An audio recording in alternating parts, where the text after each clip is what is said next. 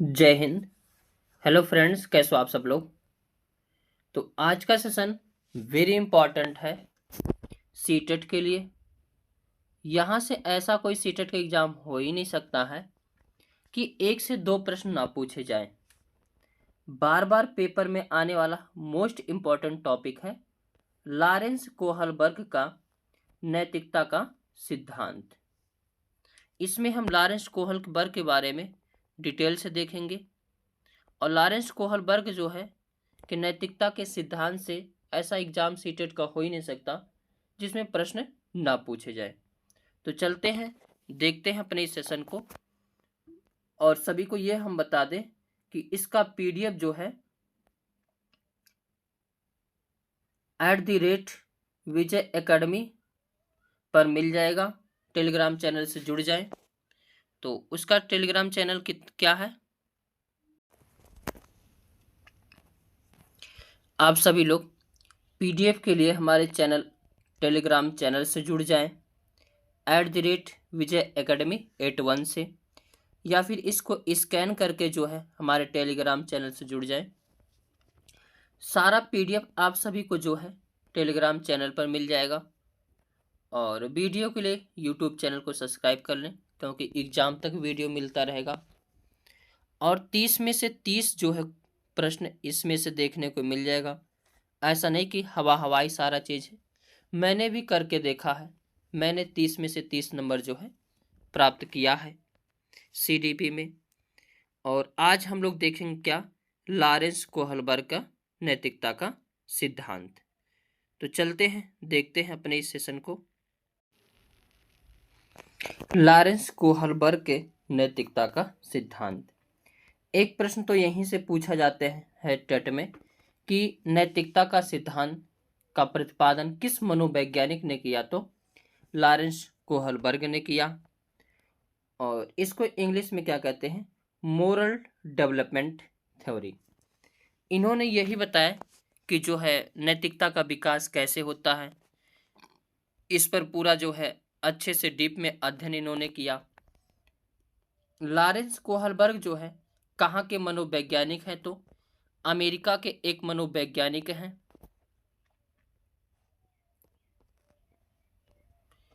और जिन्होंने नैतिकता का सिद्धांत या नैतिक विकास का सिद्धांत का प्रतिपादन किया था। अब इनके बारे में डिटेल से देखते हैं। अब नैतिकता पर बात हो रही है। सबसे पहला प्रश्न यही पूछ लिया जाता है सीटेट में, नैतिकता होती क्या है। तो नैतिकता वह गुण है जिससे हमें सही और गलत की पहचान होती है, वही क्या है, नैतिकता है। और बच्चा अपने सामाजिक परिवेश से ही नैतिकता और अनैतिकता को जानता है। जैसे जो समाज में मान्य व्यवहार है वह नैतिक है, जो समाज में अमान्य व्यवहार वह अनैतिक है। कहीं ना कहीं जो है, जैसे समाज में लड़का लड़की एक साथ रहना शादी से पहले गलत है, अगर रहते हो तो इसे अनैतिक माना जाता है।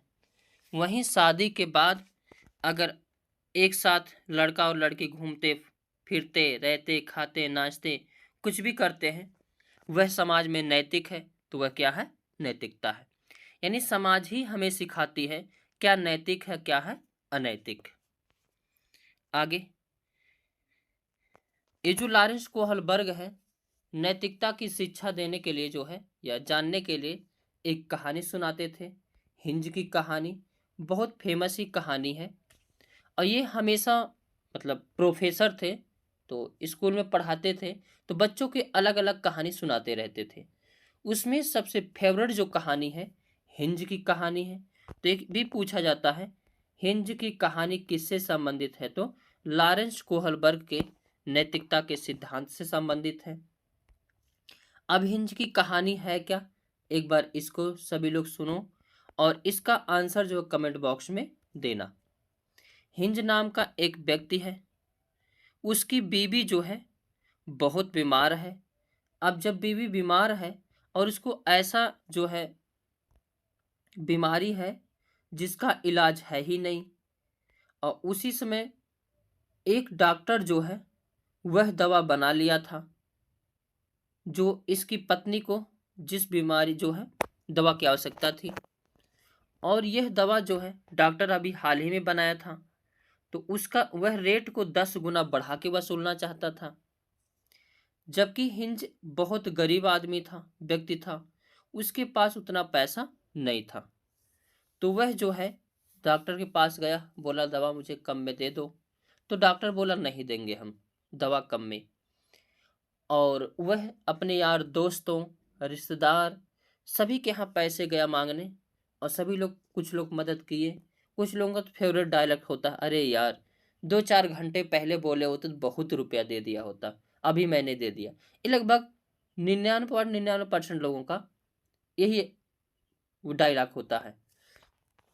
तो हिंज के पास जो है पैसा नहीं इकट्ठा हो पाया, तो अब वह सोच रहा है कि अगर दवा नहीं ले पाऊंगा तो मेरी बीवी मर जाएगी, और दवा के लिए मेरे पास पैसे नहीं है। तो बताओ बच्चों, अब वो क्या करे? वह चोरी करे या फिर जो है अपनी बीवी को मरने दे? अब आप सभी लोग भी कमेंट में बताओ हिंज क्या करे। कहानी इतनी ही छोटी है। आगे अब एक वर्ड आता है नैतिक तर्कड़ा, यानी मोरल रीजनिंग। नैतिक तर्कड़ा क्या होती है? तो सही और गलत के बारे में डिसीजन लेने में शामिल प्रक्रिया को नैतिक तर्कड़ा कहते हैं। सही और गलत में से किसी एक को चुनना। अब यहाँ पे बात सुनो। अभी हमने पूछा कि सभी लोग कमेंट में बताओ कि हिंज क्या करे। अगर चुराता है तो पुलिस पकड़ ले जाएगी, और नहीं चुराता है तो बीबी मर जाएगी। अब इस दुविधा में पड़ गए हो। अब जैसे जिसकी क्षमता होगी वह उस प्रकार से आंसर देगा, उसी प्रकार से जो है पता लग पाते हैं नैतिक है या अनैतिक, या किस प्रकार से इसके अंदर क्षमता है। तो नैतिक तर्क समझ गए। सही और गलत के बारे में डिसीजन लेने में जो शामिल प्रक्रिया होती है वही क्या है? नैतिक तर्कड़ा है। जैसे हिंज ने क्या चुना? चोरी को चुना। जब हिंज ने चोरी को चुना तब तक एक बच्चा जो खड़ा होकर बोला नहीं, चोरी को चुनने, चोरी करेगा तो पुलिस पकड़ ले जाएगी। यानी बच्चा घर से पूरा पिटा के आया है। आई बात समझ में? आगे लॉरेंस कोहलबर्ग ने नैतिकता के 3 लेवल बताए हैं। वेरी इंपॉर्टेंट लगाना। कौन कौन से 3 लेवल हैं इसको जानना बहुत जरूरी है। एक होता प्राक रूढ़िगत नैतिकता का स्तर, ये 4 से 10 वर्ष तक के बालकों के अंदर पाई जाती है। एक होता है रूढ़िगत नैतिकता का स्तर, ये 10 से 13 वर्ष तक के बालकों के अंदर पाई जाती है। और एक होता है उत्तर रूढ़िगत नैतिकता का स्तर, ये 13 वर्ष से ऊपर के बालकों में पाई जाती है। ये चीज ध्यान रखना, कई बार ये प्रश्न पूछा गया है। लॉरेंस कोहलबर्ग जो है नैतिकता के कितने स्तर बताए हैं? तो 3 स्तर। प्री कन्वेंशनल स्टेज जिसमें बालक 4 से 10 वर्ष के बालक आते हैं। कन्वेंशनल स्टेज 10 से 13 वर्ष तक के बालक आते हैं। पोस्ट कन्वेंशनल स्टेज 13 वर्ष से ऊपर के बालक आते हैं। और ये चीज ध्यान रखना, इन सभी के भी 2-2 स्टेज हैं। तो मुख्य रूप से कितने भाग में बांटा गया है? 3। और उप मुख्य कितने हैं? 3 दूना 6। अब चलते हैं एक एक के बारे में डिटेल से देखते हैं। पहला है प्राक रूढ़िगत नैतिकता का स्तर। इसमें 4 से 10 वर्ष तक के बालक आते हैं। इस समय बच्चों में नैतिकता शून्य पाई जाती है, यानी जो बालक 4 से 10 वर्ष तक का होता है उसके अंदर नैतिकता नहीं पाई जाती है। यानी बच्चा दूसरे के हिसाब से ही अपने नैतिकता को दिखाता है। इस अवस्था को में नैतिकता दूसरों के मानकों के अनुसार निर्धारित होती है।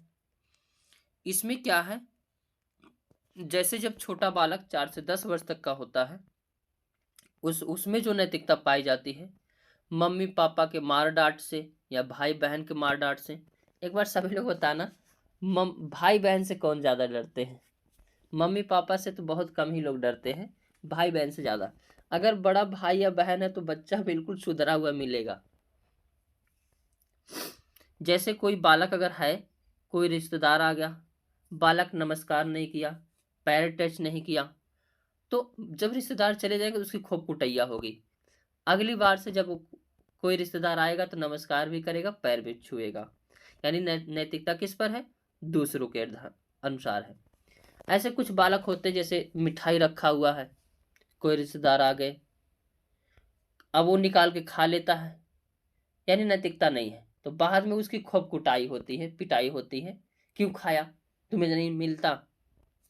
तो यहाँ पे बालक में जो नैतिकता है दूसरों के मानक के अनुसार है।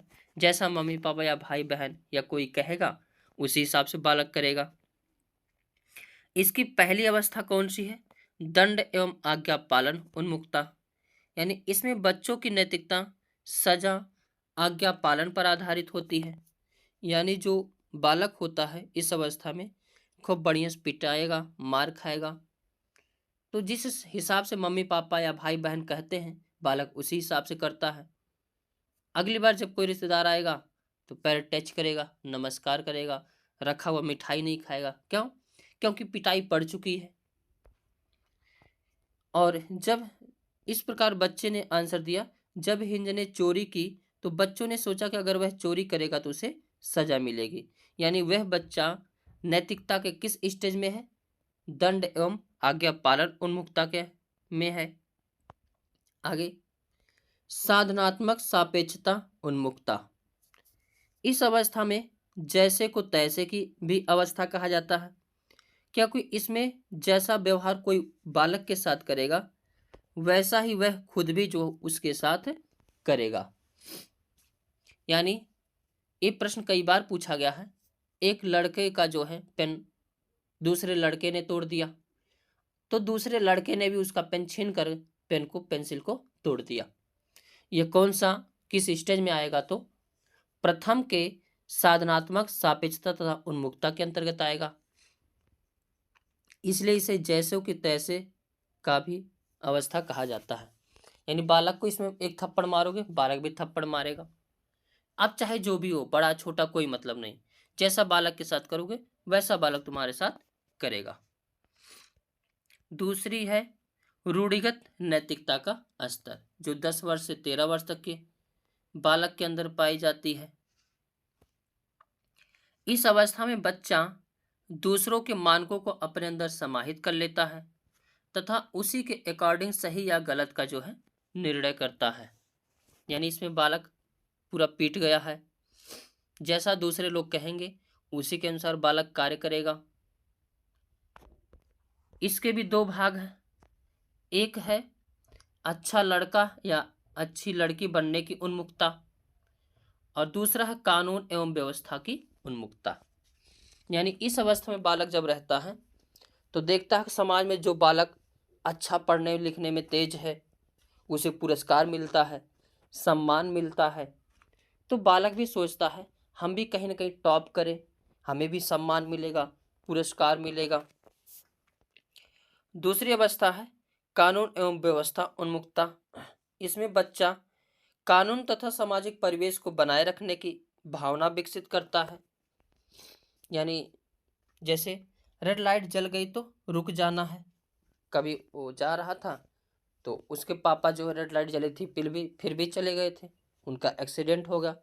तो बच्चा सभी को सिखाएगा कि अगर रेड लाइट चले तो सड़क को पार नहीं करना चाहिए, नहीं तो एक्सीडेंट हो जाते हैं। इनके अनुसार तीसरी जो अवस्था है उत्तर रूढ़िगत नैतिकता का स्तर, यानी 13 वर्ष से ऊपर के बालकों में पाई जाती है। इसमें निर्णय खुद लिए जाते हैं, ना कि समाज के जरिए।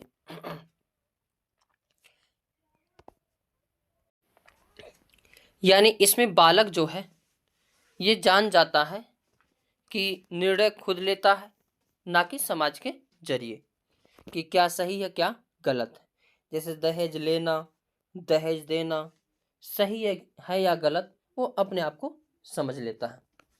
अब ये हर पुरुषों या हर जो है लड़कों और लड़कियों की कहानी है कि जब तक अगर कोई बालक पढ़ने वाला है उसकी शादी हो नहीं सकती, कोई करेगा ही नहीं, या लड़का हो या लड़की, सभी के साथ यही होता है। और जब वो नौकरी पा जाता तो कहेंगे दहेज नहीं लेना। मतलब तुम शादी से पहले पूछे नहीं और बाद में कह रहे हो दहेज नहीं लेंगे। तो ये चीज़ें कहीं ना कहीं समाज में सही है गलत, इसके बारे में बालक जो है सोच पाता है। इसकी भी दो अवस्था होती है। एक सामाजिक अनुबंध उन्मुखता, इसमें किशोर जरूरत पड़ने पर सामाजिक नियम को तोड़ देता है। जैसे अगर बालक किसी को इलाज करवाने के लिए ले जा रहा है और बहुत ही जो है जरूरी टाइम है कि मतलब इमरजेंसी है, तो वह सोचेगा रेड लाइट से जरूरी इस व्यक्ति को बचाना है, तो वह क्या करेगा, रेड लाइट को तोड़ देगा। और एक दूसरा होता है सार्वभौमिक नैतिक सिद्धांत उन्मुखता। इसमें किशोर दूसरों के विचारों से नहीं बल्कि खुद के मानकों के अनुसार व्यवहार करता है। जैसे भगत सिंह दूसरों के फायदे के लिए खुद को हंसते हुए फांसी पर चढ़ गए। महात्मा गांधी दूसरों के सार्वभौमिक जो है विकास को देखे, सार्वभौमिक नैतिकता को देखे। गांधी जी एक महान व्यक्ति थे। ये चाहते तो पूरी लाइफ मस्त से गुजार सकते थे, एक अच्छे से गुजार सकते थे, लेकिन इन्होंने नहीं गुजारा। क्यों? क्योंकि इन्होंने पूरे समाज का उत्थान करना चाहा। इनकी महानता देखो, अगर आप सभी को कोई नेता एक बुला लेगा, नंगे पैर दौड़ते चले जाओगे। इनको अल्बर्ट आइंस्टीन ने बुलाया कि गांधी हम तुमसे मिलना चाहते, आ जाओ अमेरिका। इन्होंने कहा अभी मैं नहीं आ सकता। कितनी बड़ी बात है इस चीज को कि मतलब कोई महान वैज्ञानिक बुला रहा हो और गांधी जैसे व्यक्ति, महान व्यक्ति कह रहे कि हम अभी नहीं आ सकते। यह महानता को दर्शाता है। और यहां अगर एक नेता बुला ले, गांव का प्रधान बुला ले, दौड़ते हुए पहुंच जाओगे। इन्होंने क्या कहा कि मैं अभी सामाजिक कार्य में व्यस्त हूं, जब इससे मुझे मौका मिलेगा तब मैं मिलने आऊंगा। अल्बर्ट आइंस्टीन ने यहां तक कहा कि 100-200 साल बाद ये सब लोग भूल जाएंगे कि ऐसे हाड़ मांस का कोई व्यक्ति इस दुनिया में था। अब ऐसे दिख भी रहा आज तक, कल तो इतने अंधभक्त हो गए हैं कि भगत सिंह, महात्मा गांधी, सुभाष चंद्र बोस, B.R. अम्बेडकर जी सबको भूल गए। अंधभक्ति का चश्मा उतारो और रियलिटी में आ जाओ। तो ये क्या है, सार्वभौमिक नैतिकता सिद्धांत। अब हम लोग देखते हैं महत्वपूर्ण प्रश्नों को करेंगे। और फिर से हम सभी को बता दें, इसका PDF टेलीग्राम चैनल @विजय एकेडमी पर मिल जाएगा। तो टेलीग्राम से जुड़ करके जो है PDF को प्राप्त कर सकते हैं। चलते जीन पियाजे के संज्ञानात्मक विकास का सिद्धांत, इनके बारे में देखते हैं। यानी कॉग्निटिव डेवलपमेंट थ्योरी, ये क्या है? जीन पियाजे ने कौन सा सिद्धांत का प्रतिपादन किए हैं? तो संज्ञानात्मक विकास के सिद्धांत का। जीन पियाजे कहाँ के मनोवैज्ञानिक हैं? तो स्विट्जरलैंड के एक मनोवैज्ञानिक हैं और इन्होंने संज्ञानात्मक विकास के सिद्धांत का प्रतिपादन किए हैं। और इन्होंने प्रयोग किस पर किए थे, यानी किस पर प्रयोग करके इस सिद्धांत का प्रतिपादन किए हैं? तो इन्होंने अपने 3 बच्चों और आसपास के बच्चों पर जो है संज्ञान, ज्ञानात्मक और मानसिक विकास का अध्ययन किया। उसके बाद इस सिद्धांत का प्रतिपादन किए। इस सिद्धांत को विकासात्मक सिद्धांत और अवस्था का सिद्धांत भी कहा जाता है। तो कई बार प्रश्न पूछा गया है कि संज्ञानात्मक विकास के सिद्धांत का दूसरा नाम क्या है? तो विकासात्मक सिद्धांत या अवस्था का सिद्धांत। अब विकासात्मक सिद्धांत क्यों कहा जाता है? क्योंकि बच्चा धीरे धीरे जितना बड़ा होता गया उसके संज्ञान में उतनी वृद्धि होती गई, इसीलिए इसे जो है विकासात्मक सिद्धांत कहा जाता है। और उसकी अवस्था यानी बाल्यावस्था से धीरे धीरे वृद्धि करते हुए अध्ययन किया गया, यानी किस जो है बाल्यावस्था यानी शैशवावस्था का अध्ययन किया गया, इसीलिए इसे अवस्था का सिद्धांत भी कहा जाता है। पियाजे का मानना है कि इसको वेरी वेरी इंपॉर्टेंट लगाइए और बिल्कुल इसको एकदम रट लीजिए, इतना इंपॉर्टेंट है। इनका कुछ परिभाषा जो होता है वो डायरेक्ट ही एग्जाम में बार बार आता है। तो पियाजे का मानना है कि जैसे जैसे बच्चों में जैविक परिपक्वता आती है, वैसे वैसे वह वस्तुओं के बारे में अपने दिमाग में कॉन्सेप्ट बना लेते हैं। यानी जैविक परिपक्वता यानी बायोलॉजिकल जो जो आता है वैसे क्या करता है बच्चा, कॉन्सेप्ट अपने दिमाग में बना लेता है। पियाजे महोदय के अनुसार विकास पहले होता है फिर अधिगम होता है।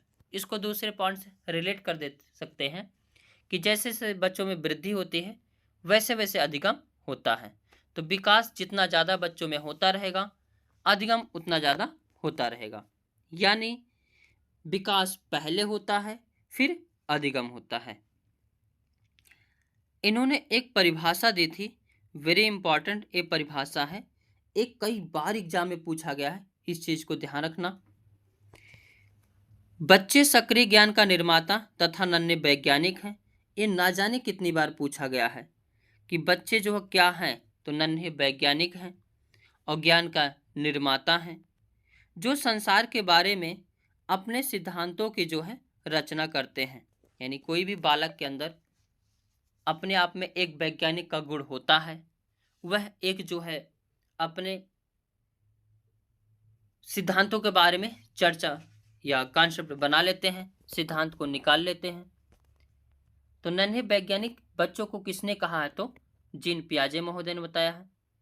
इस डिफिनेशन को याद रखना कि बच्चे सक्रिय ज्ञान निर्माता तथा नन्हे वैज्ञानिक होते हैं जो अपने सिद्धांतों की रचना करते हैं। आगे देखेंगे कॉन्सेप्ट ऑफ कॉग्निटिव डेवलपमेंट।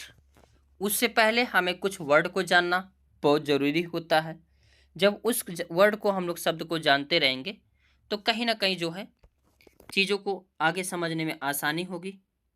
ये जो वर्ड है, इस वर्ड से ना जाने कितनी बार क्वेश्चन आते हैं। इस वर्ड को शब्द को हल्के में नहीं लेना है, बहुत अच्छे से सीखना है। एक शब्द होता है अनुकूलन।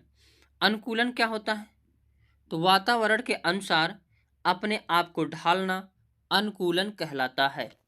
यानी बच्चों को जिस भी वातावरण में रख दो या खुद भी जिस भी वातावरण में रहे हो उसी वातावरण के अनुसार ढल जाओ, यही क्या है, अनुकूलन है।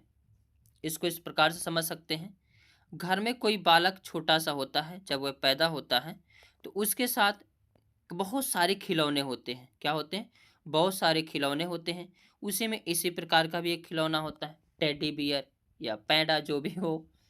तो बच्चा उसको पास में देखता है, वह हर वस्तु से डरता है, इससे भी डरता है, लेकिन वह धीरे धीरे पास में जब रहता है उसको खेलता है उससे, तो धीरे धीरे ये अपने आप में विचार बना लेता है हमें इसके साथ रहना है, यानी अनुकूलित कर लेना है। ऐसे जो कुछ रिश्ते भी होते हैं जो अनुकूलन जबरदस्ती करा के चलते हैं।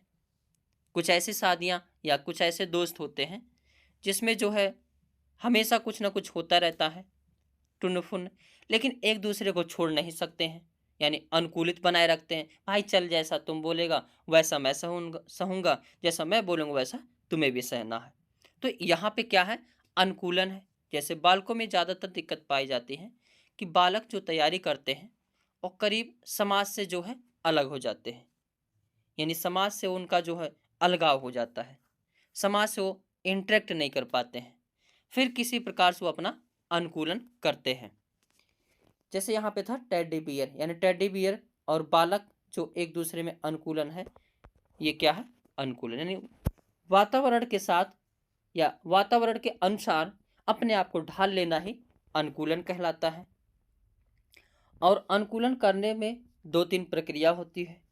एक वर्ड आता है आत्मसातकरण, वेरी इंपॉर्टेंट लगाइए। ये सब लैंग्वेज किसी को जल्दी समझ में नहीं आता, और अगर समझ में आ जा रहा है तो बहुत बड़ी बात है, और मैं अपने आप को भी धन्यवाद मानूंगा कि मैं इसको आप सभी तक पहुंचा पा रहा हूँ, समझा पा रहा हूँ। और वीडियो अच्छा लगे तो लाइक शेयर कमेंट कर देना। ये आप सभी का लाइक शेयर कमेंट हमारे लिए मोटिवेशन का काम करता है, और उस लाइक और शेयर मोटिवेशन से हमें और कुछ बेहतर करने की प्रेरणा मिलती है। तो एक वर्ड है आत्मसातकरण, इंग्लिश में कहते हैं एसिमिलेशन।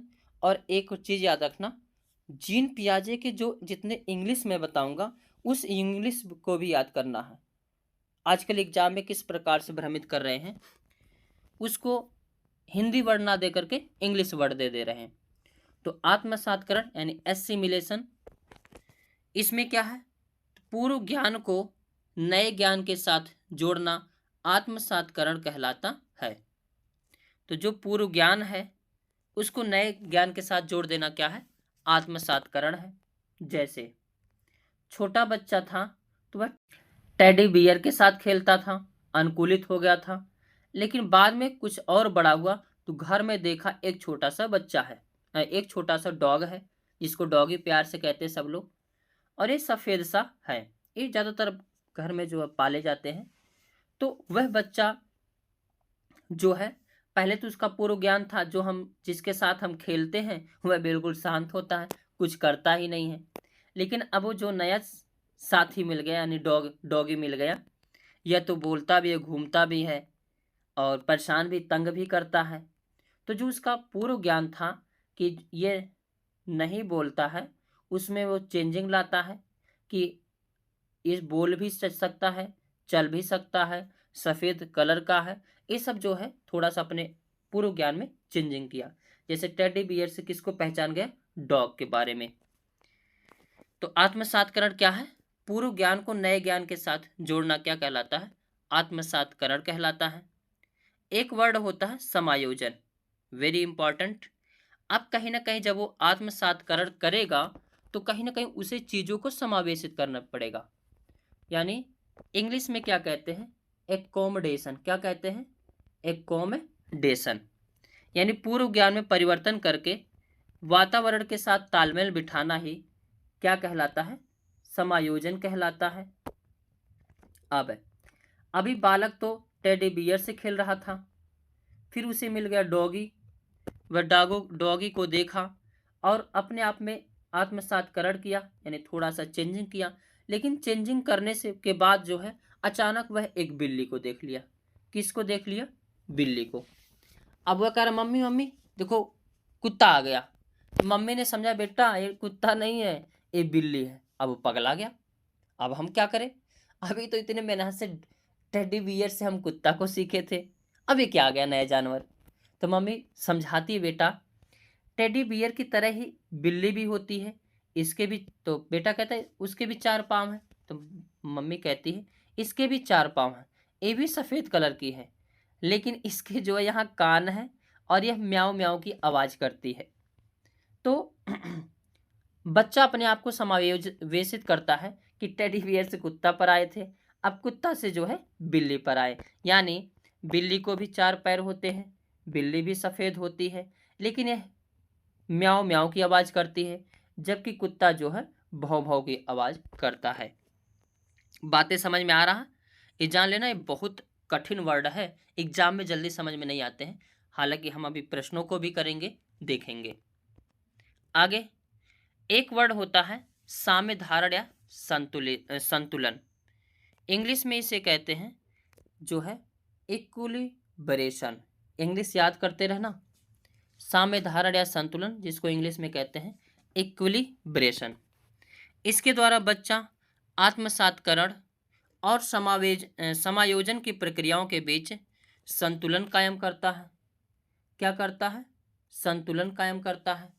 यानी जब बच्चा आत्मसातीकरण किया, यानी कि नए जो है चीज़ों में बदलाव लाया, पुरानी सोच में बदलाव लाया, और समायोजन किया, यानी उसको कॉन्सेप्ट को बैठाया कि बिल्ली की तरह कुत्ता भी होता है।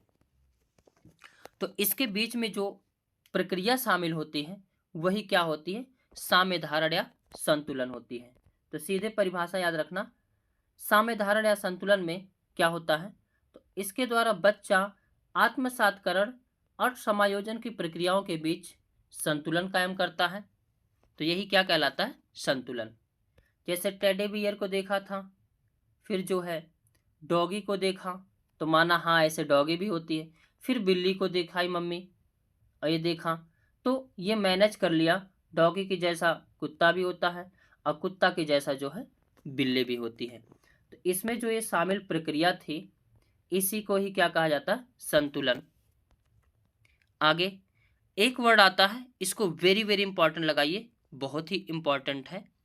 स्कीम्स है, इसका इंग्लिश भी स्कीम्स होता है और हिंदी भी जो है स्कीम्स होता है। तो इसमें क्या है, अनुभव या व्यवहार को संगठित करने की ज्ञानात्मक संरचना है। तो अनुभव जो बच्चे को प्राप्त हुआ है और जो उसके व्यवहार में है चीजें, उसको जो है ज्ञानात्मक संरचना ही क्या कहलाती है, स्कीम्स कहलाती है। जैसे बच्चे को पता था चिड़िया होती है, एक दिन वह देख लिया, तो वह जो है देखा कि चिड़िया इस प्रकार से है। तो इसको अब बच्चा इतना बड़ा हो गया कि इसको संरचनात्मक यानी ज्ञानात्मक रूप दे दिया कि जो उड़ता है, पंख होते हैं, वह क्या होता है, चिड़िया होती है। एक वर्ड आता है स्कीमा। क्या है, स्कीमा। इंग्लिश में भी स्कीमा कहते हैं और हिंदी में भी स्कीमा कहते हैं। इसमें क्या होता है, तो जो मानव के दिमाग में या बच्चे के दिमाग में जो चीज़ पहले से होती है, उनका प्रयोग करके किसी विषय के प्रति एक धारणा बना लेना ही क्या कहलाता है, स्कीमा कहलाता है।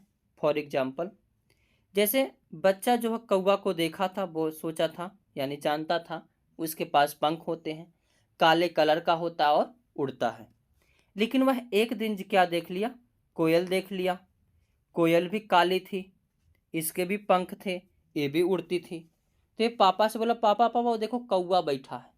तो पापा ने समझाया, बेटा एक कौवा नहीं कोयल है, भले जो है काली है लेकिन यह क्या है, कोयल है। तो वह दिमाग में कॉन्सेप्ट बनाया कि अच्छा, काला काला कौवा भी होता है और काली कोयल भी होती है, जबकि कौवा कौं कौं करता है और कोयल की जो है मधुर स्वर होती है। फिर वह जाते हुए एक कबूतर देख लिया। जब कबूतर को देखा तो पापा ने बताया बेटा कबूतर है। तो वह बताया कि वह जो है अपने दिमाग में एक धारणा बनाया कि उड़ने वाली चीज पक्षी होती है और पक्षियों में कई प्रकार हैं, कौवा भी हो सकता है, कोयल भी हो सकती है और कबूतर भी हो सकती है। आगे देखेंगे, जीन पियाजे की पुस्तक, ये भी वेरी इंपॉर्टेंट, कभी कभी पूछ लिया जाता है। तो जीन पियाजे की जो पुस्तक है, बाल विकास की भाषा, वेरी इंपॉर्टेंट। देखो, हर कॉन्सेप्ट को पढ़े रहोगे, एग्जाम में जब पेपर देने जाओगे तो कॉन्सेप्ट देख करके आता रहेगा तो सवाल को हल कर लोगे, और केवल प्रश्न को हल करके जाओगे तो कभी जो है पूरा नंबर नहीं मिल सकता। सीडीपी एक ऐसा सब्जेक्ट है जिसमें 30 में से 30 नंबर जो है मिल सकते हैं। मैं खुद ही 30 में से 30 नंबर ले आया हूँ, इसमें कोई जो है हवा हवाई की बात नहीं है। तो 30 में 30 आप सभी लोग भी याद ला सकते हो, और लाना है तो हमारे चैनल को सब्सक्राइब कर लेना है, क्योंकि यहाँ पे वीडियो जो है बराबर मिलता रहेगा, और इस वीडियो से जो कॉन्सेप्ट क्लियर हो जाएगा उससे बहुत अच्छे जो है नंबर मिल जाएंगे। अब हम लोग मेन टॉपिक को देखेंगे। पियाजे के अनुसार संज्ञानात्मक विकास की 4 अवस्थाएं होती हैं। यानी जो अभी अभी हमने जितना 15-16 मिनट देखा वो ट्रेलर था, यानी जो मुख्य बातें पढ़नी थी अब मुख्य बातें आई, लेकिन क्वेश्चन वहां से भी भर भर के आते हैं क्वेश्चन। अभी हम दिखाएंगे भी क्वेश्चन किस प्रकार से पूछे जाते हैं। तो पियाजे के अनुसार संज्ञानात्मक विकास की कितनी अवस्थाएं होती हैं, 4 अवस्था होती हैं। वेरी इंपॉर्टेंट लगाना, क्योंकि ये कई बार पूछा गया है और इसका डेट भी याद रखना है।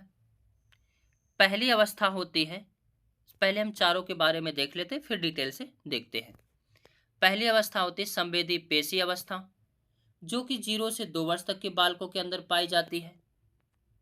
और दूसरी अवस्था होती है पूर्व संक्रियात्मक अवस्था, जो कि 2 से 7 वर्ष तक के बालकों के अंदर पाई जाती है।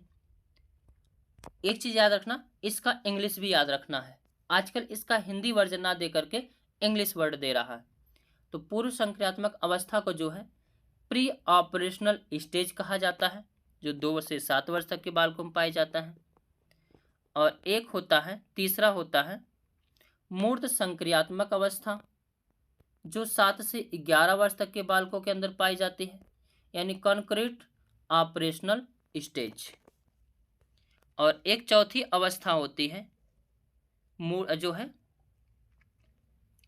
औपचारिक संक्रियात्मक अवस्था, यानी फॉर्मल ऑपरेशनल स्टेज। यह 11 से 15 वर्ष तक के बालकों के अंदर पाई जाती है। अब एक एक के बारे में हम लोग डिटेल से चर्चा करते हैं और यहाँ से जो भर भर के क्वेश्चन पूछे जाते हैं, चीज ध्यान रखना। पहला है संवेदी पेशी अवस्था यानी सेंसरी मोटर स्टेज। जब बालक 0 से 2 वर्ष तक का होता है तो उसके अंदर जो है संवेदी पेशी अवस्था पाई जाती है। इस अवस्था में बच्चा अपने ज्ञानेंद्रियों के माध्यम से सीखता है। अब ज्ञानेंद्रियां कितनी होती हैं? तो 5 ज्ञानेंद्रियां होती हैं। कौन कौन सी? आँख, कान, नाक, जीभ और त्वचा।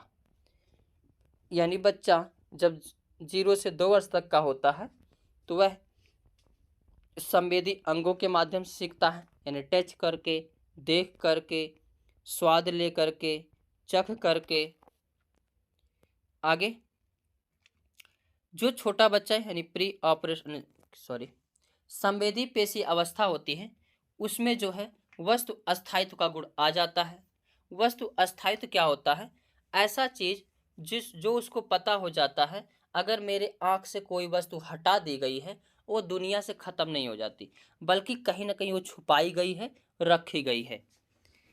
यानी बच्चा अपने दिमाग में वस्तुओं की छाप बनाना शुरू कर देता है, जिससे वह छुपी हुई वस्तुओं को भी क्या कर लेता है? ढूंढ लेता है।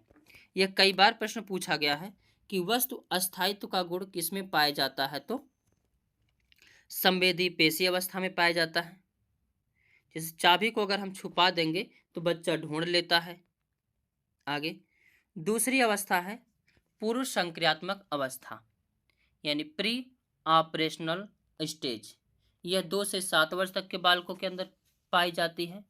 यह क्रिया करने से पहले की अवस्था है, यानी जो भी क्रिया किया जाएगा उससे पहले की अवस्था यह होती है। इसमें बच्चा सामने आने वाली चीज़ों को देख पाएगा लेकिन कोई क्रिया नहीं कर पाएगा। यानी बच्चा सब कुछ देखता है लेकिन कोई क्रिया नहीं करता है। और इस स्टेज में यानी पूर्व संक्रियात्मक अवस्था में निम्न गुण पाए जाते हैं। वेरी इंपॉर्टेंट इस गुण को लगाना, क्योंकि यहाँ से प्रश्न पूछे जाते हैं। कौन सा गुण पाया जाता है? जीववाद का। ये बहुत बार क्वेश्चन पूछा गया है कि जीववाद का गुण किस स्टेज में पाया जाता है? तो पूर्व संक्रियात्मक अवस्था में, यानी एनिमिज्म का गुण पाया जाता है। जब बच्चा सजीव और निर्जीव वस्तुओं में अंतर नहीं कर पाता है तो वहाँ पे उसे क्या कहा जाता है? जीववाद कहा जाता है। अब जो जीववाद होता है, यानी छोटा बच्चा को देखे हो, अगर कहीं गिर जाता है, चोट लग जाती है, तो उसे क्या कहा जाता है? धरती माँ ने मार दी, लो पट पट, ऐसा मार दिया जाता है तो बच्चा हंसने लगता है। उसे लगता है अरे वाह, धरती माँ को यानी धरती को भी मार दी गई, अब वो भी रोएगा। अगर दीवार में उंगली यानी दरवाजे में उंगली जो है दब गया, अब कमेंट बॉक्स में बताना कितने लोगों की उंगली दबी है, तो दरवाजे को पीट दिया जाता है, लो हमने मार दिया, तो बच्चा हंसने लगता है। यानी सभी चीज में बच्चा क्या देखता है? जीव देखता है। आगे अहम केंद्रित का गुण पाया जाता है। वेरी इंपॉर्टेंट ये भी पॉइंट है।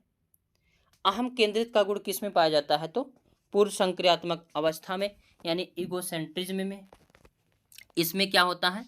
तो जब बच्चा यह सोचना शुरू कर देता है कि जो वह कर रहा है या सोच रहा है वही सब ठीक है और पूरे विश्व में सब लोग वही काम करें। जैसे अगर बच्चा आइसक्रीम खा रहा है तो वह सोचेगा मम्मी पापा या जो कुछ भी हैं सभी लोग आइसक्रीम ही खाएं। यानी ये जैसा करता है उसी के बारे में सोचता है कि सभी लोग वही काम करें, वही सबसे अच्छा है। तो अहम केंद्रित का गुण किस में पाया जाता है? पूर्व संक्रियात्मक अवस्था में। अपलटावी का गुण इसमें नहीं पाया जाता है। वेरी इंपॉर्टेंट, जो अपलटावी का गुण होता है वह पूर्व संक्रियात्मक अवस्था में नहीं पाया जाता है। अपलटावी का गुण क्या होता है? तो इसमें वस्तुओं, संख्याओं, समस्या आदि को उलटना पलटना नहीं सीखता है। यानी किसी बच्चों को बता देंगे 4 + 6 = 10, उससे हम 6 + 4 पूछेंगे तो बच्चा नहीं बता पाएगा। यही क्या होता है? अपलटावी का गुण। तो अपलटावी का गुण जो है कई बार प्रश्न पूछा जाता है कि किस में आ जाता है? जबकि ऑप्शन में पूर्व संक्रियात्मक अवस्था होता है, लेकिन पूर्व संक्रियात्मक अवस्था में अपलटावे का गुण नहीं आ पाता है। आगे जो मुद्रा संप्रत्यय है, दूरी, भार, ऊंचाई, संरक्षण, क्रम, निर्धारण की योग्यता आदि के कॉन्सेप्ट में जो है कमी पाई जाती है।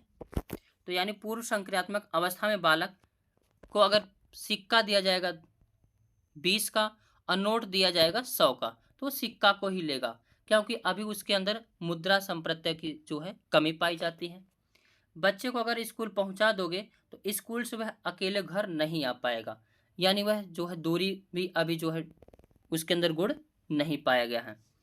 अगर हम एक बड़ी सी गिलास रख देंगे, लंबी सी पतली सी, एक छोटी सी गिलास, जबकि दोनों में समान मात्रा में चीजें आए, तो वह लंबी गिलास को ही लेगा, क्योंकि उसे जो है भार या ऊंचाई के बारे में पता नहीं है, या क्रम निर्धारण में जो है कमी पाई जाती है। तो ये सब कमी किस में पाई जाती है? पूर्व संक्रियात्मक अवस्था में। आगे, और पूर्व संक्रियात्मक अवस्था बहुत ही गोल्डन पीरियड होता है। इसमें जो केंद्रीकरण का गुण पाया जाता है। अब केंद्रीकरण क्या होता है इसको जानते हैं। क्या है केंद्रीकरण? जो केंद्रीकरण होता है यानी बालक उसको कोई भी यानी बहुत सारी चीजें दे दो, लेकिन वह केवल एक ही विशेषता पर ध्यान देगा, यही क्या कहलाता है? केंद्रीकरण कहलाता है। यानी बच्चा मोबाइल पा जाएगा तो कुछ काम नहीं करेगा, केवल गेम खेलेगा, यही क्या है? केंद्रीकरण का गुण है। और आगे देखते हैं, तीसरी अवस्था है पूर्व जो है मूर्त संक्रियात्मक अवस्था, यानी कॉन्क्रीट ऑपरेशनल स्टेज।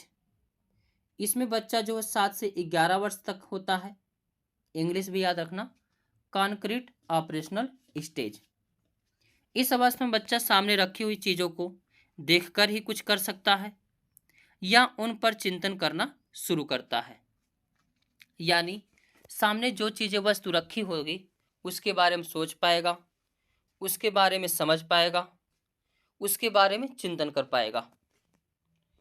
इसमें जो पूर्व संक्रियात्मक की चीज़ें नहीं आती थी वो सारे गुण इसमें जो है यानी तीसरे स्टेज में मूर्त संक्रियात्मक अवस्था में आ जाते हैं। जैसे अपलटावी का गुण, यानी 6 + 4 = 10 और 4 + 6 = 10 जो है ये दोनों करना जो है इसमें गुण जो है आ जाते हैं। अब क्रम निर्धारण भी कर लेगा इसमें बच्चा, यानी छोटी गिलास, बड़ी गिलास, लंबी गिलास, मोटी गिलास, सबको पहचान पाएगा, क्रम से लगा पाएगा। अब इस सिस्टम में बच्चा दूरी को भी समझ पाएगा, यानी घर से स्कूल जा पाएगा और स्कूल से घर पे आ पाएगा। इसमें मुद्रा संप्रत्यय का भी गुण आ जाता है। 2000 के नोट और 500 के नोट देंगे तो बच्चा 2000 के नोट लेगा। और इस स्टेज में मूर्त संक्रियात्मक अवस्था में आगमनात्मक तर्कड़ा का विकास भी हो जाता है, यानी इंडक्टिव रीजनिंग का भी विकास हो जाता है। यह भी इसी अवस्था में आता है, यानी जब बच्चा उदाहरण के ऊपर आधारित होकर तर्क करने लगता है, उसे जो है आगमनात्मक तर्कड़ा कहा जाता है। जैसे पेड़ जरूरी है या नहीं हमारे लिए, इसके बारे में भी बच्चा जो है जान पाता है, क्योंकि बच्चा देखता है कि पेड़ से हमें फल मिलता है तो वह पता लेगा कि पेड़ होना जरूरी है। यानी आगमनात्मक तर्कड़ा का विकास जो है तीसरी स्टेज में हो जाता है, मूर्त संक्रियात्मक अवस्था में। चौथी अवस्था होती है औपचारिक संक्रियात्मक अवस्था, 11 से 15 वर्ष तक के बालकों में पाई जाती है। इंग्लिश में कहते हैं फॉर्मल ऑपरेशनल स्टेज। यह संज्ञान की सर्वोच्च अवस्था होती है और इसमें बच्चा जो है अमूर्त चिंतन करने लगता है, यानी बच्चा जो चिंतन करता है, अब जो वस्तु को नहीं देखेगा उसके बारे में भी सोच लेगा। निगमनात्मक तर्कड़ा का विकास हो जाता है, यानी इसमें बच्चा जो है नियमों के ऊपर तर्क करने लगता है। अगर कोई पेड़ पास में नहीं है फिर भी वो बता देगा पेड़ होना जरूरी है। क्यों? क्योंकि पेड़ से हमें जो है हवा मिलते हैं, फल मिलते हैं, ऑक्सीजन मिलते हैं। यानी जो चीज़ नहीं देखेगा उसके बारे में भी जो है सोच लेगा। अब हम लोग देखते हैं महत्वपूर्ण प्रश्नों को। नवीन ज्ञान की प्राप्ति क्या होती है, कैसे होती है? ज्ञान के स्थानांतरण द्वारा, ये रटना। देखो, रटना शब्द अगर कहीं दिख जाएगा देखते ही कर देना है। अनुभव द्वारा, नवीन अर्थ ढूंढने में, ये सही हो जाएगा, क्योंकि जीन पियाजे पढ़ रहे हैं तो कहीं ना कहीं बच्चा कैसे सीखेगा? जो है अनुभव द्वारा सीखेगा। क्वेश्चन पूछा गया है, जीन पियाजे के संज्ञानात्मक विकास के सिद्धांत की पूर्व संक्रियात्मक अवस्था क्या है? देखो, ये पूर्व संक्रियात्मक अवस्था पूछा है। जो 0 से 2 वर्ष होता है इसे कहा जाता है संवेदी गामक अवस्था। और जो 7 से 11 वर्ष या 12, इसमें अगर हम देखेंगे सिर्फ पूर्व संक्रियात्मक अवस्था, तो 2 से 7 वर्ष होता है। तो B option is the correct answer हो जाएगा। नेक्स्ट प्रश्न है, पियाजे के संज्ञानात्मक विकास के सिद्धांत के मूर्त संक्रियात्मक अवस्था निम्न योग्यताओं द्वारा लक्षण नहीं होती है। किस योग्यता द्वारा नहीं होती, इसके बारे में है। विचारों की विलोमिता, या मानसिक द्वंद्व, या संरक्षण, या क्रमबद्ध व पूर्ण अंश प्रत्ययों का प्रयोग। इसमें जो है मानसिक द्वंद्व ये वर्ड नहीं आएगा, जबकि विचारों की विलोमिता, संरक्षण, क्रमबद्ध ये सभी आ जाएगा। तो नहीं पूछा है, तो B option is the correct answer हो जाएगा। नेक्स्ट प्रश्न है, वस्तुओं में क्रम लगाने की क्षमता बालक में विकसित होती है जब वह इंद्रिय में, गति में नहीं, पूर्व संक्रियात्मक में नहीं, औपचारिक में नहीं, मूर्त संक्रियात्मक अवस्था में होता है, यानी 7 से 11 में, तो उसके अंदर जो है क्रम व्यवस्था लगाने की अवस्था होती है। नेक्स्ट प्रश्न है, पियाजे के अनुसार विकास के प्रथम अवस्था यानी जन्म से 2 वर्ष तक में बच्चा अधिक उपयुक्त प्रकार से किसके द्वारा कर सकता है, वह है क्या? यानी 0 से 2 वर्ष तक बालक किस अवस्था में होता है? संवेदी पेशी अवस्था में होता है, अभी हमने पढ़ाया। और किसके द्वारा सीखता है? तो इंद्रियों द्वारा सीखता है। तो इसका जो है A option is the correct answer हो जाएगा।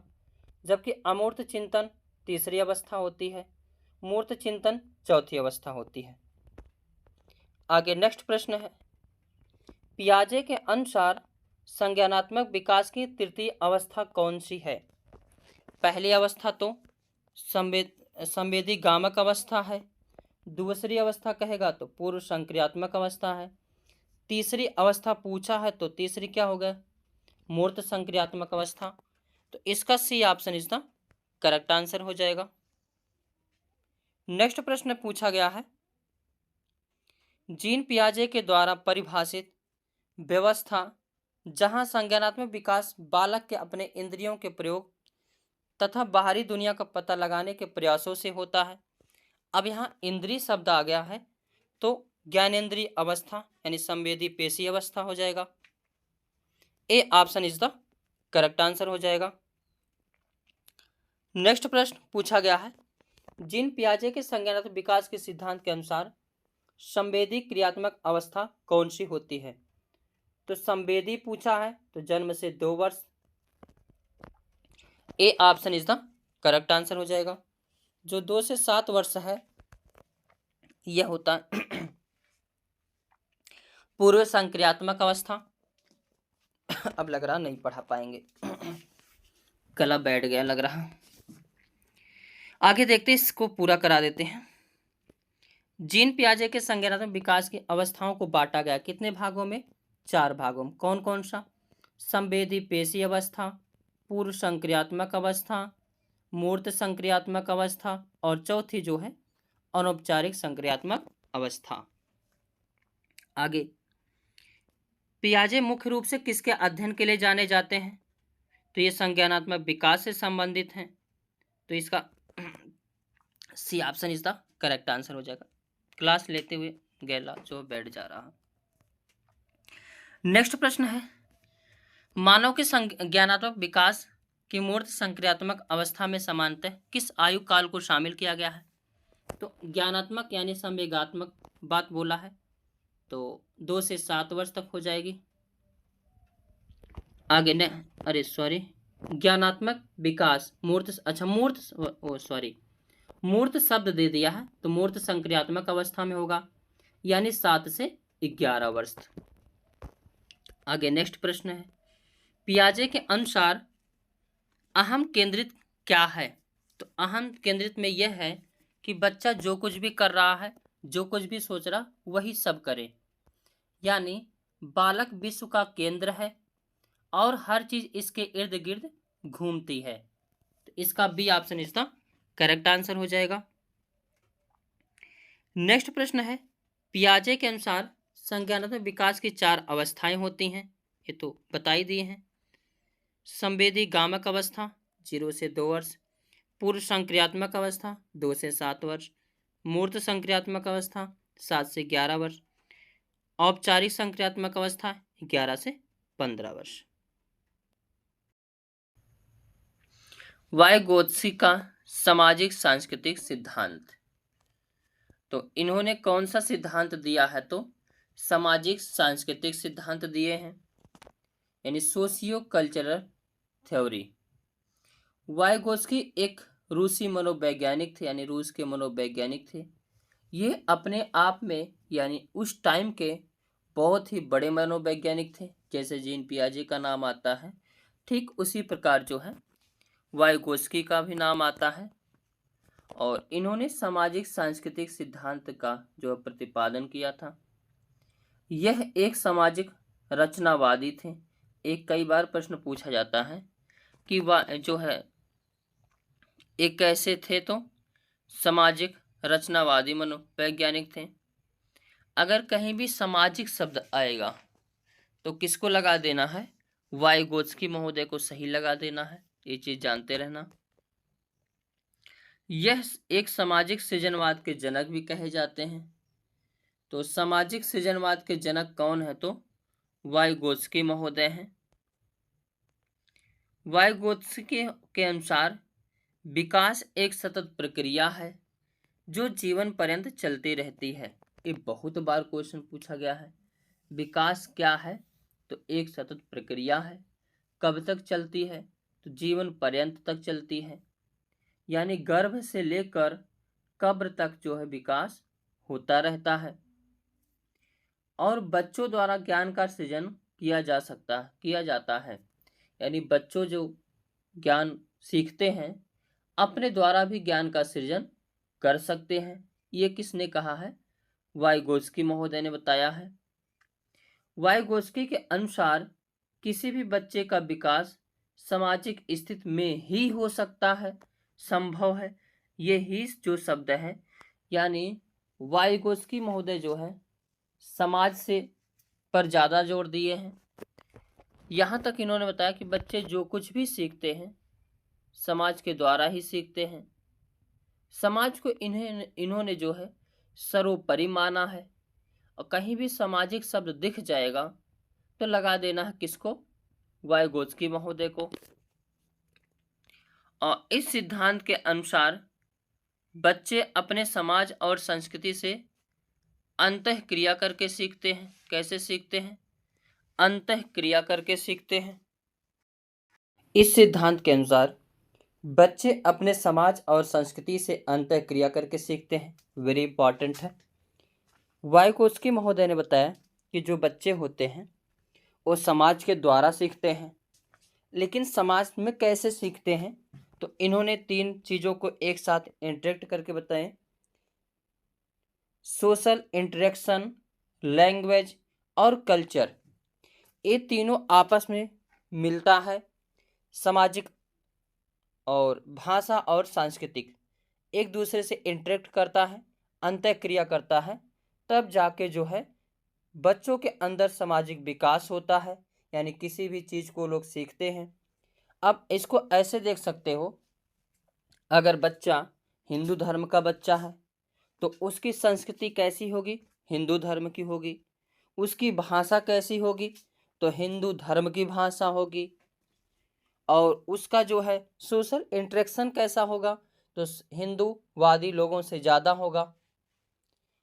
और वहीं अगर किसी मुस्लिम बच्चे को देख लेंगे तो उसकी संस्कृति कैसी है, मुस्लिम है। और उनकी भाषा कैसी है, मुस्लिम की भाषा है। इनकी सबकी अपने धर्म की अपने सबकी अलग अलग भाषा होती है। और उनकी जो सोशल इंटरेक्शन है तो मुस्लिम जैसे समुदाय से रहेगा, तो उनका जो लैंग्वेज होगा, चाल चलन होगा, रहन सहन होगा, वो मुस्लिम संस्कृति की तरह ही होगा, क्योंकि बच्चा उसी संस्कृति में सीखा है, उसी भाषा को सीखा है। तो इन्होंने बताया कि संस्कृति से अंत यानी ये तीनों आपस में अंतः क्रिया करके जो है बच्चा कुछ भी सीखता है। और वाइगोत्स्की ने कितने पहलू बताए हैं, तो 3 पहलू बताए हैं।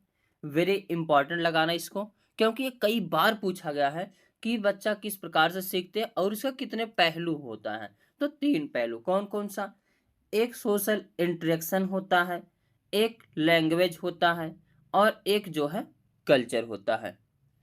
अब कहीं ना कहीं जो है बच्चा जिस भी समाज में रहेगा, जिस भी कल्चर में रहेगा, तो उसकी उसी हिसाब से भाषा रहेगी, उसी हिसाब से उसकी संस्कृति रहेगी, उसी हिसाब से उसका जो है सोशल यानी सामाजिक दायरा भी रहेगा।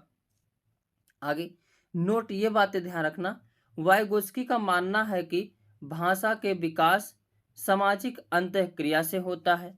यानी उन्होंने बताया जो विकास होता है बच्चों का वो सामाजिक अंतःक्रिया से ही होता है। वेरी इंपॉर्टेंट, इस लाइन को लगाना, कई बार पूछा गया है। और विकास होने में इन्होंने 3 वर्ड दिए हैं, वेरी वेरी इंपॉर्टेंट, इसको लगाइए। एक होता है ZPD, एक होता है MKO, और एक होता है स्कैफोल्डिंग। क्या होता है, स्कैफोल्डिंग। जो ZPD होता है यानी zone of proximal development, MKO का full form more knowledge other, scaffolding का जो क्या मतलब होता है, पाड़ या ढांचा। कई बार ये पूछा गया है इसका फुल फॉर्म ही। तो ZPD का क्या है, zone of proximal development. MKO क्या है, तो मोर नॉलेज अदर। इसका फोल्डिंग क्या है, पाड़ या ढांचा। अब एक एक के बारे में जानकारी करते हुए चलते हैं। पहला है ZPD, यहाँ पे ZDP लिखाया है, जिस पर रहेगा ZPD यानी जोन ऑफ प्रॉक्सिमल डेवलपमेंट। ये क्या होता है, इसके बारे में संपूर्ण जानकारी देखते हैं। और इतना ध्यान रखना, कोई भी चीज जब तक बेसिक चीजें नहीं पता रहेगा तब तक जो आगे नहीं पढ़ सकते हैं। इसीलिए बेसिक चीजों का जानना बहुत जरूरी होता है।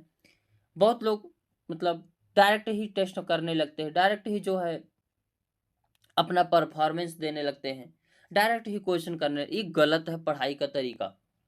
पढ़ाई का बेस्ट तरीका जो होता है, पहले कॉन्सेप्ट को क्लियर करो, फिर अपने आप जो है सारे क्वेश्चन हो जाएंगे। जब कॉन्सेप्ट ही नहीं क्लियर रहेगा तो किस प्रकार से जो है पढ़ सकते हो, किस प्रकार से क्वेश्चन को हल कर सकते हो।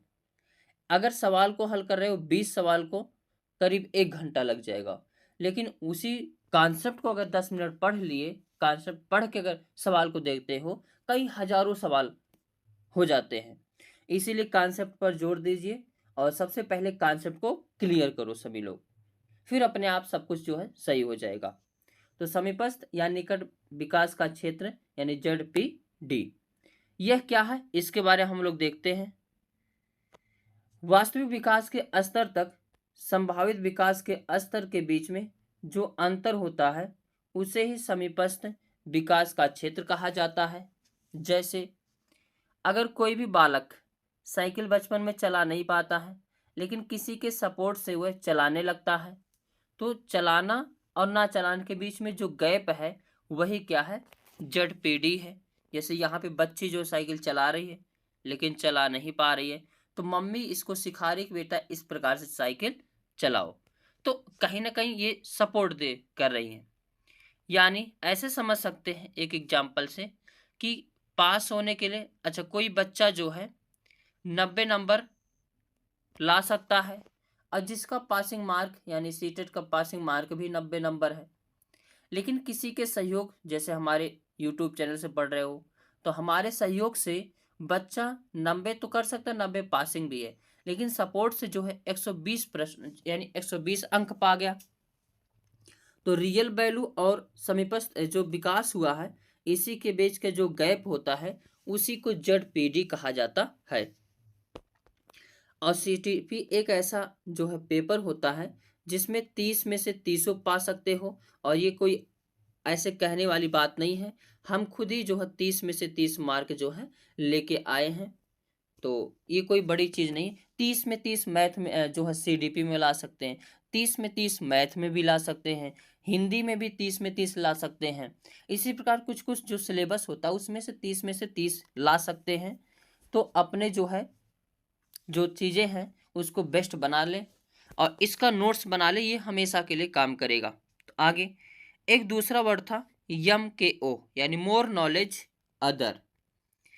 अब जो मोर नॉलेज अदर है यानी जो पाठ या ढांचा जो सपोर्ट करेगा, जो सिखाएगा, वह कहीं ना कहीं MKO होगा। एक कई बार पूछा गया है, MKO का फुल फॉर्म क्या होता है?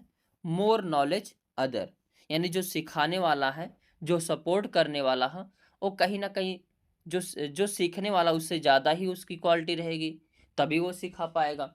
अब अगर हम CDP पास ही ना किए होते और तुम लोग तैयारी करते, क्या कर पाते? नहीं, करवा ही नहीं पाता। मैं खुद ही 30 में से 30 नंबर गेन किया हूँ, तो आप सभी लोग भी कर सकते हो। बस कैसे? मैंने कॉन्सेप्ट को क्लियर करके किया। तो कॉन्सेप्ट को क्लियर कर लोगे, बाद में मैं प्रैक्टिस भी कराऊंगा, तो वहाँ से देख सकते हो। और चैनल को सब्सक्राइब कर लेना, ताकि यहाँ से सीट जब तक पेपर नहीं हो जाता सीटेट का, यहाँ पे तैयारी कराई जाएगी। आगे जो MKO होते हैं उसमें टीचर आ सकता है, पेरेंट्स आ सकते हैं और फ्रेंड्स भी आ सकते हैं, यानी कोई भी हो सकता है। जो जैसे यहाँ पे बच्चा चम्मच को पकड़ा पर चम्मच को पकड़ के जो खा नहीं पा रहा है, तो मम्मी जो है सपोर्ट करके जो है सिखा रहे हैं कि बेटा इस प्रकार से जो है हम भोजन को खाते, इस प्रकार से चम्मच को पकड़ते हैं। और यहाँ बच्ची जो है चला नहीं पा रही साइकिल, तो उसकी मम्मी जो सपोर्ट करे, बेटा इस प्रकार से साइकिल चलाते, सपोर्ट कर रही है, पीछे से पकड़ रही है। अपना बचपना याद करो, कितने लोग साइकिल सीखते थे और पीछे से कोई पकड़ के सिखाता था, और बीच में जब चलती थी साइकिल तो छोड़ दिया जाता था। अब गिर के किसको किसको घाव लगा, इतनी कमेंट बॉक्स में बताना। तो ठीक है। और आगे अगर हम लोग बात करेंगे, फ्रेंड्स, कुछ चीज़ें ऐसी होती जो हम लोग फ्रेंड्स से सीख लेते हैं, तो फ्रेंड्स भी MKO में आते हैं। पेरेंट्स भी सिखाते रहते हैं, पेरेंट्स भी MKO में आते हैं। टीचर भी सिखाते रहते हैं, तो टीचर भी किस में आते हैं? MKO में आते हैं। अगला वर्ड है स्कैफोल्डिंग यानी पाठ या ढांचा। ये क्या होता है? तो वयस्क द्वारा दी जाने वाली सपोर्ट को ही जो है पाठ या ढांचा कहते हैं।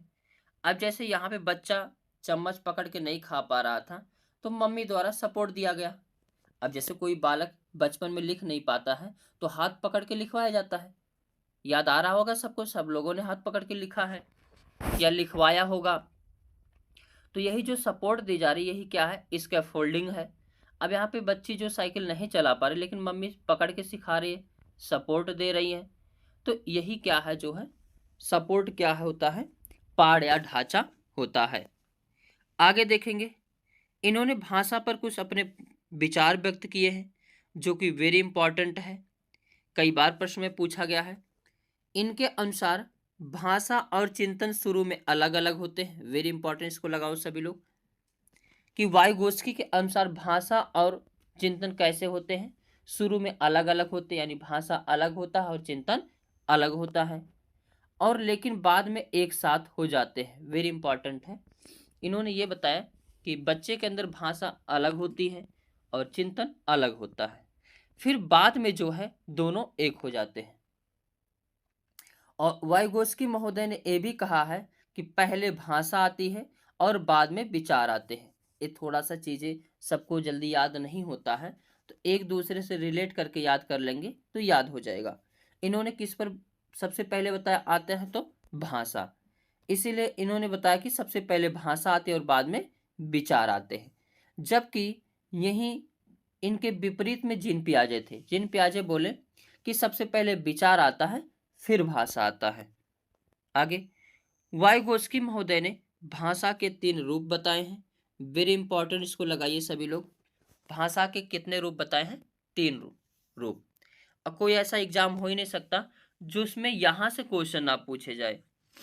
अब 3 भाषा कौन सी होती हैं? एक होती है सोशल स्पीच, एक होती है प्राइवेट स्पीच, और एक होती है साइलेंट इनर स्पीच। जो सोशल स्पीच होता है यह सामाजिक भाषा होता है, यानी बच्चा जो समाज से बातें करता है। जैसे मम्मी बोली बेटा कहाँ जा रहे हो? मम्मी कहीं नहीं, बस आ रहे हैं। बेटा खाना खा लो? नहीं मम्मी अभी मैं नहीं खाऊंगा।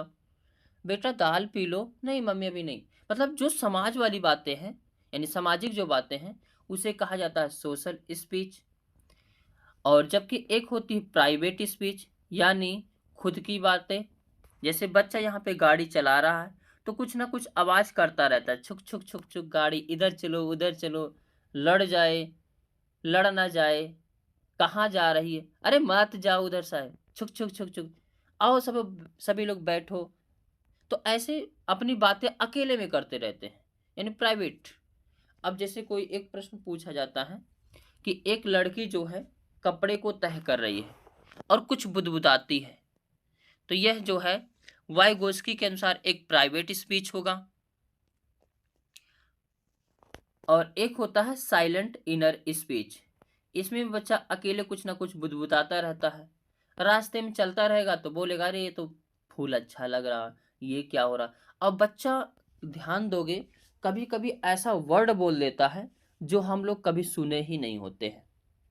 एक कहाँ से बोलता है, कैसे बोलता है, तो ये जो है अपने आप में बोल देता है।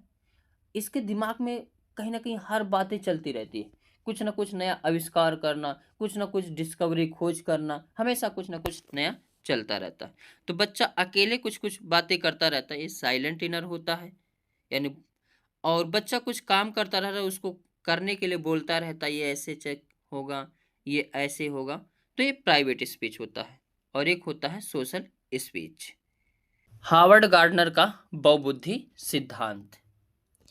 हार्वर्ड गार्डनर महोदय जो है किससे संबंधित हैं? तो बुद्धि से संबंधित हैं। इन्होंने बुद्धि पर अध्ययन किया और बताया कि बुद्धि कोई एक प्रकार की चीजें नहीं है, बल्कि बहुत सारी बुद्धि हैं और सभी बुद्धि का संयोजन एक बुद्धि है। थ्योरी ऑफ मल्टीपल इंटेलिजेंस किसने दिया है? तो हार्वर्ड गार्डनर महोदय ने। हार्वर्ड गार्डनर महोदय ने बुद्धि के 9 प्रकार बताए हैं। कई बार प्रश्न पूछा जाता है हार्वर्ड गार्डनर महोदय के अनुसार बुद्धि के कितने प्रकार हैं? तो 9 प्रकार हैं। लेकिन एनसीईआरटी के अनुसार 8 प्रकार की बुद्धि मानी जाती है। अगर एनसीईआरटी के अनुसार कहेंगे तो 8 प्रकार से, इन दोनों बातों को ध्यान रखना। हालांकि ज़्यादातर प्रश्न जो पूछे जाते हैं हार्वर्ड गार्डनर महोदय से ही पूछे जाते हैं, तो इनका ज़्यादा ध्यान देना है। बाकी एनसीईआरटी कहेगा तो 8 प्रकार से। हार्वर्ड गार्डनर के अनुसार बुद्धि कोई एक प्रकार की चीज़ नहीं है, बल्कि कई प्रकार, बुद्धि जो है कई प्रकार से होती है। और यह कोई एक क्षमता नहीं, बल्कि कई प्रकार के बुद्धि का संयोजन होता है, अर्थात अधिगम भी कई प्रकार से हो सकता है। इन्होंने बताया बुद्धि के 9 प्रकार। कौन कौन सी बुद्धि?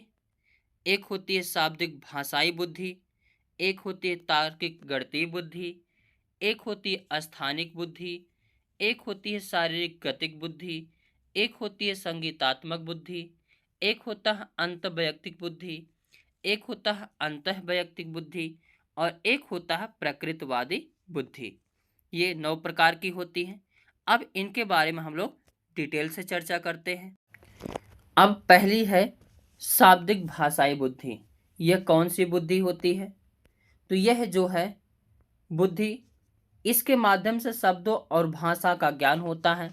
यानी शाब्दिक भाषाई बुद्धि जिस भी व्यक्ति के अंदर पाई जाती है, वह बुद्धि जो है व्यक्ति वकील, कवि और पत्रकार होता है। तो प्रश्न पूछा जाता है कवियों, वकीलों और पत्रकारों में हार्वर्ड गार्डनर महोदय के अनुसार किस प्रकार की बुद्धि पाई जाती है? तो शाब्दिक भाषाई बुद्धि पाई जाती है। जैसे हमारे स्वामी विवेकानंद जी थे, इनमें भी कौन सी बुद्धि पाई जाती थी? शाब्दिक भाषाई बुद्धि। दूसरी बुद्धि है तार्किक गणितीय बुद्धि। और एक कई बार तार्किक गणितीय बुद्धि के बारे में पूछा गया है और डॉक्टर एपीजे अब्दुल कलाम के बारे में पूछा गया है। जो तार्किक गणितीय बुद्धि होती है, यह बुद्धि जिस भी व्यक्ति में पाई जाती है उनमें तार्किक योग्यता यानी मैथ कैलकुलेशन जो है अधिक होता है। और यह बुद्धि अकाउंटेबल में ज़्यादा पाई जाती है, बैंकर में ज़्यादा पाई जाती है, साइंटिस्ट में पाई जाती है। जो अकाउंटेबल, बैंकर और साइंटिस्ट होते हैं, इनमें मैथ कैलकुलेशन तगड़ा करना पड़ता है। तो इनके अंदर कौन सी बुद्धि पाई जाती है? तार्किक गणितीय बुद्धि। जिस डॉक्टर एपीजे अब्दुल कलाम, सब लोग कहते हैं, सब मुस्लिमों को गाली देते हैं, हिंदुओं को गाली देते हैं, कभी डॉक्टर एपीजे अब्दुल कलाम को कोई गाली देते हुए सुना है? कोई गाली नहीं दे सकता। विश्व में इनकी एक अलग ही पहचान थी। मुस्लिम थे, क्या इनको विभेद करके कभी देखा गया? नहीं देखा गया। तो जैसा कर्म करोगे वैसा मिलेगा। तो डॉक्टर एपीजे अब्दुल कलाम के अंदर कौन सी बुद्धि पाई जाती थी? तो तार्किक गणितीय बुद्धि। एक होती है अस्थानिक बुद्धि।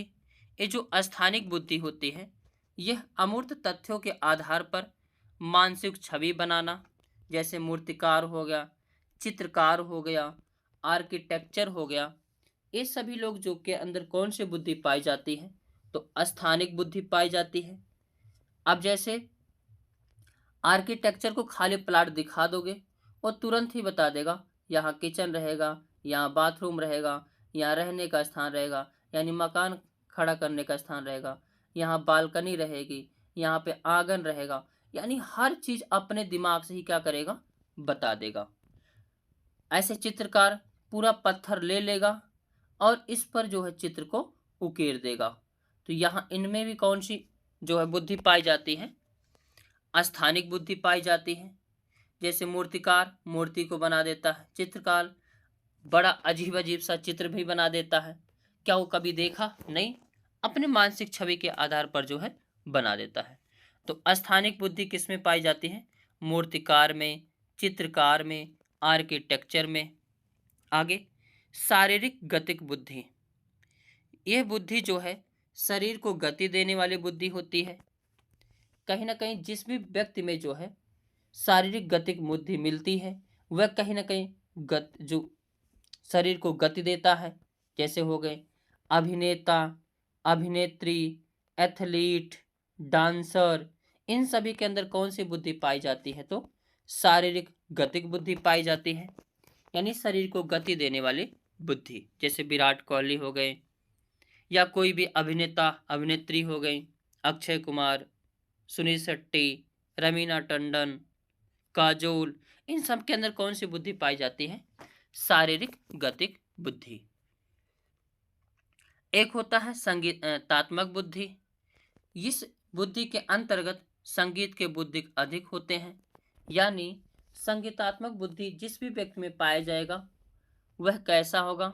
सिंगर होगा, एंटरटेनर हो गया, जैसे लता मंगेशकर जी थी। ये जो है इनके अंदर कौन सी बुद्धि पाई जाती थी? संगीतात्मक बुद्धि पाई जाती थी। आगे एक होता है अंत वैयक्तिक बुद्धि। वेरी वेरी इंपॉर्टेंट, इसको लगाइए, ये बहुत ही इंपॉर्टेंट है। तो इनके द्वारा जो है मतलब ये व्यक्ति अंत वैयक्तिक बुद्धि जो है जिस भी व्यक्ति के अंदर पाई जाती है, इनको ये पता होता है हमें दूसरे को कैसे इंटरेक्ट करना है, दूसरों के साथ कैसे रहना है, इन सभी के बारे में पता होता है। जैसे नेता, चुनाव होता है तो क्या बोलते हैं? मैं नेता नहीं आपका बेटा हूँ, और चुनाव खत्म होने के बाद पता ही नहीं चलता बेटवा कहाँ चला गया। और एक होता है सामाजिक कार्यकर्ता। क्या है?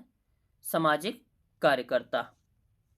ये भी जो है समाज में किस प्रकार से काम किया जाए, समाज में किस प्रकार से सम्मान प्राप्त किया जाए, समाज में कैसे हमें समाज से इंटरेक्ट करना है, इन सभी के बारे में इनको जो है पता होता है।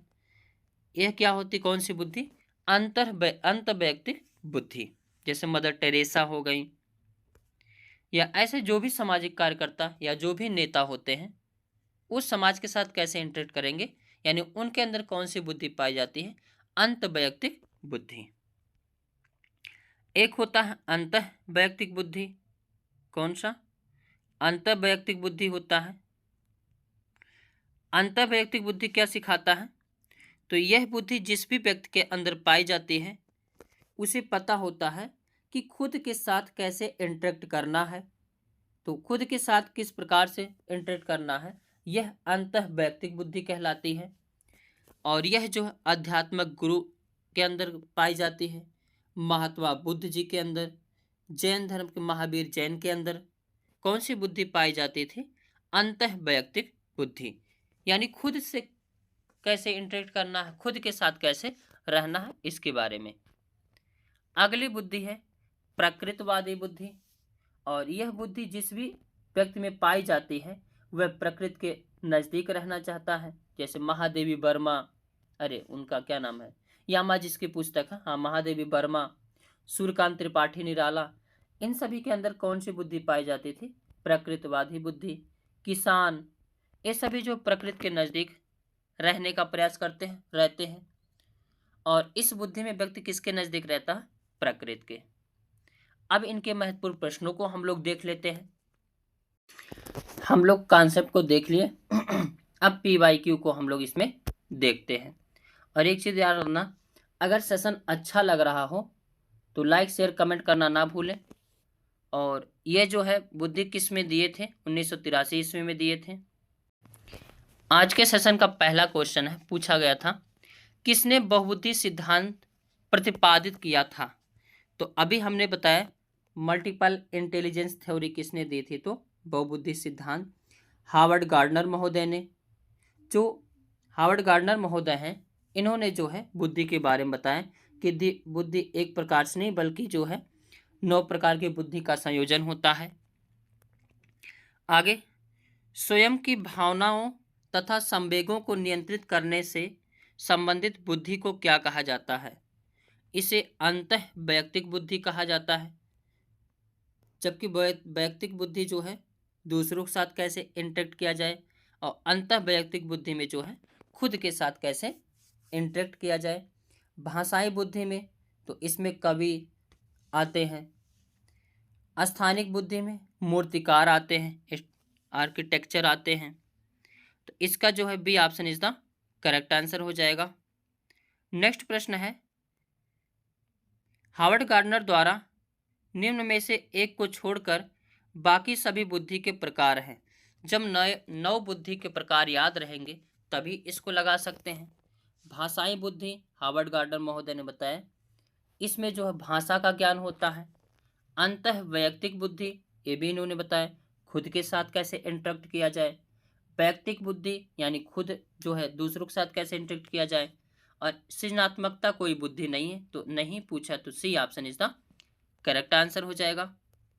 नेक्स्ट प्रश्न है, हार्वर्ड गार्डनर द्वारा निम्न में से एक को छोड़कर बाकी सभी बुद्धि के प्रकार, अच्छा ये प्रश्न रिपीटेड आ गया लग रहा है। आगे, किसने बहुविमात्मक प्रज्ञा का प्रत्यय दिया है, तो हार्वर्ड गार्डनर महोदय।